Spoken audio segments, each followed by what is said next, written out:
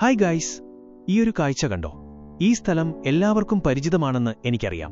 പക്ഷേ പകൽ വെളിച്ചം മാറി സന്ധ്യ മയങ്ങുമ്പോൾ, കടലിലെ തിരക്കുകൾ കഴിഞ്ഞ് ബോട്ടുകൾ കരക്കെടുക്കുമ്പോൾ ഇവിടുത്തെ അന്തരീക്ഷത്തിന് ഒരു പ്രത്യേക ഭംഗിയാണ്. കുവൈറ്റിന്റെ ചരിത്രത്തിൽ മത്സ്യബന്ധനത്തിന് വലിയ സ്ഥാനമാണുള്ളത്. എണ്ണ നിക്ഷേപം കണ്ടെത്തുന്നതിന് മുൻപ് കുവൈറ്റിലെ ജനങ്ങളുടെ പ്രധാന ഉപജീവനമാർഗം മുത്തുവാരിക്കലും പേൾ ഡൈവിംഗ് മത്സ്യബന്ധനവുമായിരുന്നു. മാർക്കറ്റിലെ ബഹളങ്ങളിലേക്ക് കടക്കുന്നതിനു മുൻപ് പടച്ചവന് നന്ദി പറഞ്ഞ് പ്രാർത്ഥനയിൽ മുഴുകുന്ന ഈ മനുഷ്യർ. ഇതാണ് കുവൈറ്റ് ഫിഷ് മാർക്കറ്റിന്റെ യഥാർത്ഥ ഹൃദയമിടിപ്പ്. അകത്തേക്ക് കടക്കുമ്പോൾ തന്നെ നമ്മളെ സ്വീകരിക്കുന്നത് വലിയൊരു തിരക്കാണ്.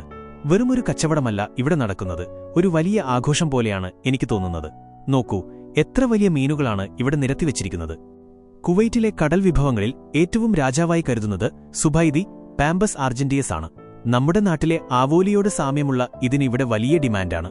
അതുപോലെ തന്നെ ഇവിടുത്തെ ഹമൂർ, അറബ് വിഭവങ്ങളിലെ പ്രധാനിയായ ഹമൂർ കഴിക്കാതെ ആരും ഇവിടുന്ന് പോകാറില്ല. ഇവിടെ ലേലം വിളി തുടങ്ങും. ഇതിനെ ഇവിടെ ഹറാജ് എന്നാണ് വിളിക്കുന്നത്.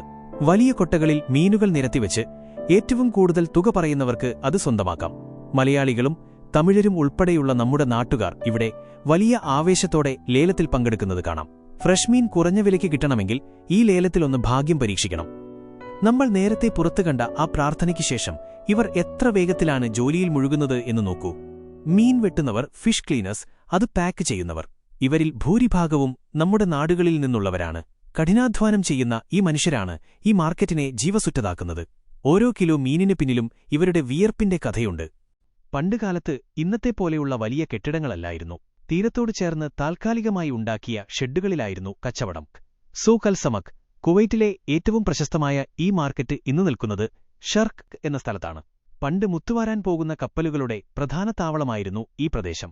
ഇന്ന് നമ്മൾ കാണുന്ന ഈ മോഡേൺ ഫിഷ് മാർക്കറ്റ് പണിതത് പാരമ്പര്യവും ആധുനികതയും ഒത്തുചേരുന്ന രീതിയിലാണ്. വലിയൊരു വിമാനത്താവളത്തിന്റെയോ മാളിന്റെയോ അത്രയും വൃത്തിയുള്ള സൗകര്യങ്ങളാണ് ഇവിടെയുള്ളത്. ഇന്ത്യക്കാരും ബംഗ്ലാദേശികളും ഈജിപ്തുകാരുമൊക്കെ അടങ്ങുന്ന ഒരു വലിയ പ്രവാസി സമൂഹം ഇവിടെ ജോലി ചെയ്യുന്നു. കടലിൽ പോയി വരുന്ന ബോട്ടുകൾ അടുത്തടുത്തായി പാർക്ക് ചെയ്തിരിക്കുന്നത് കാണാൻ തന്നെ ഒരു പ്രത്യേക ചന്തമാണ്. കുവൈറ്റിലെ ടൂറിസ്റ്റുകൾ പോലും ഈ കാഴ്ച കാണാനെത്താറുണ്ട്. ഈ മാർക്കറ്റിന് തൊട്ടുപിന്നിൽ തന്നെ കടലുണ്ട്.